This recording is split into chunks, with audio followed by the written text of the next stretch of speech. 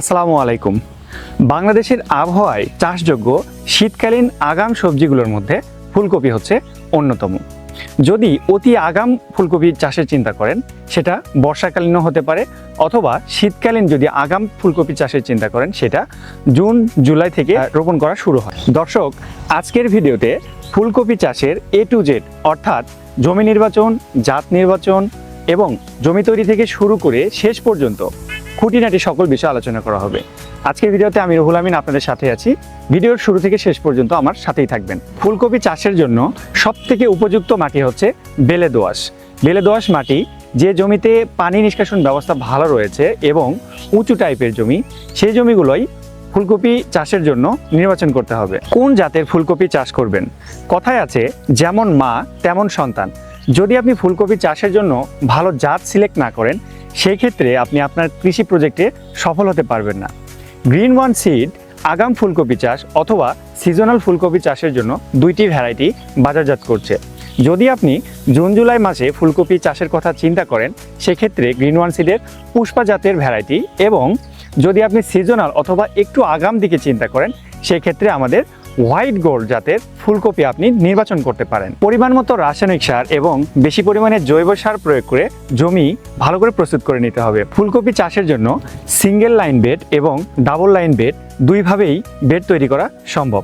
এক্ষেত্রে single line বেডের জন্য 1 ফুট প্রস্থের বেড এবং ডাবল লাইন বেডের জন্য 2 ফুট প্রস্থের বেড তৈরি করতে হবে। সিঙ্গেল লাইন বেডের ক্ষেত্রে ড্রেনের প্রস্থ থাকবে 1 ফিট এবং ডাবল লাইন বেডের ক্ষেত্রে ড্রেনের প্রস্থ থাকবে 1.5 ফিট সর্বনিম্ন। উভয় ক্ষেত্রেই ড্রেনের গভীরতা থাকবে সর্বনিম্ন 8 থেকে 10 ইঞ্চি। অতি আগাম অর্থাৎ জুন জুলাই অথবা আগস্ট মাসে যদি ফুলকপি চাষ করতে চান, সেই ক্ষেত্রে কোনোভাবেই জমিতে মালচিং পেপার ব্যবহার করা যাবে না। কিন্তু যদি সিজনাল অর্থাৎ আপনি সেপ্টেম্বর থেকে শুরু করে অক্টোবর নভেম্বর এই 3 মাসের মধ্যে ফুলকপি চাষ করার কথা চিন্তা করেন, সেক্ষেত্রে আগাছা নিয়ন্ত্রণের জন্য অবশ্যই আপনাকে মালচিং পেপার ব্যবহার করতে হবে।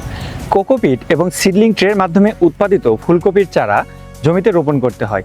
এক্ষেত্রে 1 ফুট দূরে দূরে অর্থাৎ চারা থেকে চারার দূরত্ব হবে 1 ফুট এবং ডাবল লাইন বেডের ক্ষেত্রে চারা থেকে চারা সারির দূরত্ব হবে 1 ফুট। ফুলকপির চারা অত্যন্ত নরম এবং লাজুক প্রকৃতি হওয়ার কারণে চারাটাকে আপনাকে অবশ্যই বিকেলবেলা রোপণ করতে হবে। কখনোই দুপুরে অতি তাপমাত্রার মধ্যে চারা রোপণ করা যাবে না।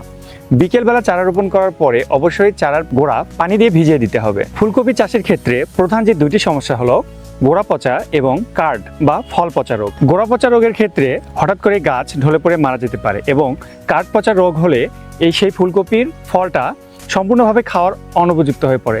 এক্ষেত্রে কৃষক ক্ষতির সম্মুখীন হয়।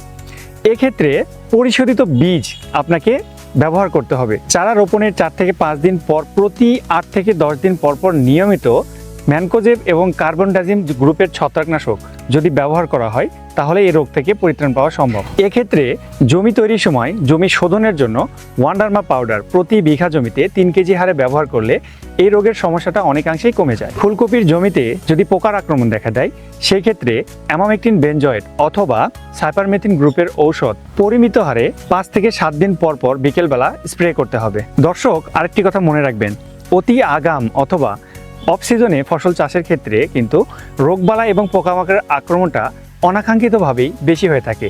এক্ষেত্রে পরিচর্যার ক্ষেত্রে কোনো কমতি রাখাই যাবে না। দর্শক, আজকের ভিডিও থেকে আশা করি ফুলকপি চাষাবাদ সম্পর্কে মোটামুটি একটা সংক্ষিপ্ত ধারণা আপনারা পেয়ে গেছেন। আগামীতে আরও কোনো ভিডিও নিয়ে আপনাদের সামনে আসবো। সে পর্যন্ত ভালো থাকবেন, সুস্থ থাকবেন এবং আমাদের চ্যানেলটি সাবস্ক্রাইব করে পাশেই থাকবেন। আসসালামু আলাইকুম।